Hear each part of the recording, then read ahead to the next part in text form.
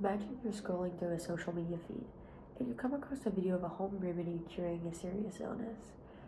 Thousands of people share this post, but then the post turns out to be fake and false.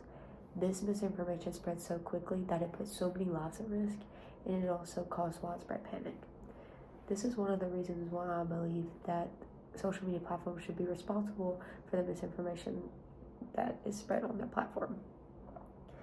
It poses as a significant threat to public health. It undermines credible and reliable sources, and it also profits at the expense of our safety. Every day we encounter information that shapes our beliefs, decisions, and actions, whether it's news about health, current events, or politics. We rely on platforms to give us accurate information. But when they fail, we all face the consequences. I will first discuss the problems the spread of misinformation causes, but then also propose solutions to hold these platforms accountable. Problem number one is public health risks.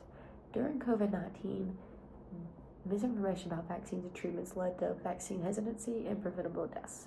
Social media amplified these false claims, allowing them to surface and spread quicker than accurate information.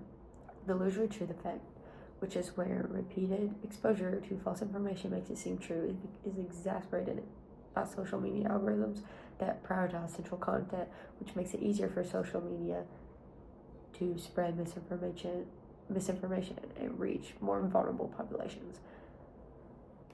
Also, false health advice about treatments can cause people to self-medicate and with dangerous substances instead of seeking proper medical guidance.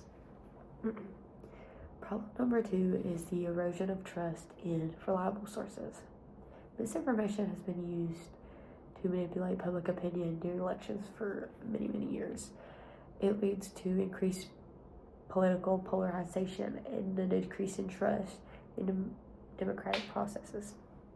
The spread of misinformation erodes trust in credible sources like news outlets and health organizations, making it harder for accurate information to be believed and shared. Echo chambers, which are created by social media platforms, expose users for repeated false narratives, distorting the perception of reality. So now that we've talked about the problems, we can also talk about solutions on how to hold them accountable. Solution number one is where there are stricter content moderation and fact checking. Social media companies should enhance their content moderation practices by partnering with an independent fact checker to verify information that before it comes viral. This can help reduce the spread of false claims. Implementing warnings and labels on unverified posts can inform users when content has not been fact checked, encouraging them to think critically about the information they see online. Mandating transparency reports on social media could also show the public extent of misinformation removal and the measures taken to limit its spread. Solution number two is legal and financial penalties for misinformation.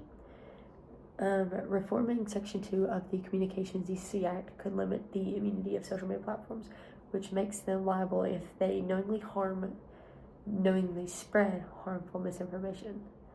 Financial penalties for platforms that fail to take timely action against false information could incentivize companies to prioritize user safety over profit. Establishing an independent regulatory body to oversee social media practices and enforce penalties could provide consistent accountability. So these solutions require action from both companies and users. So let's talk about how you could be part of the solution. For those who are more motivated, you can advocate for stronger regulations by contacting your local legislative and supporting legislative efforts to hold social media accountable.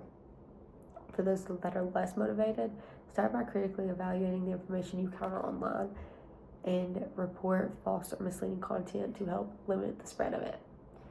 While these solutions may seem challenging to implement, addressing common concerns about free speech and platform resistance is crucial.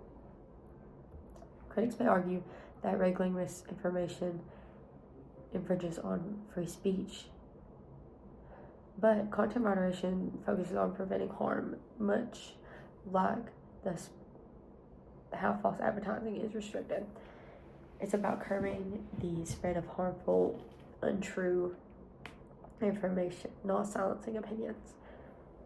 Opposition 2 says that social media companies claim that they already have effective content moderation strategies in place.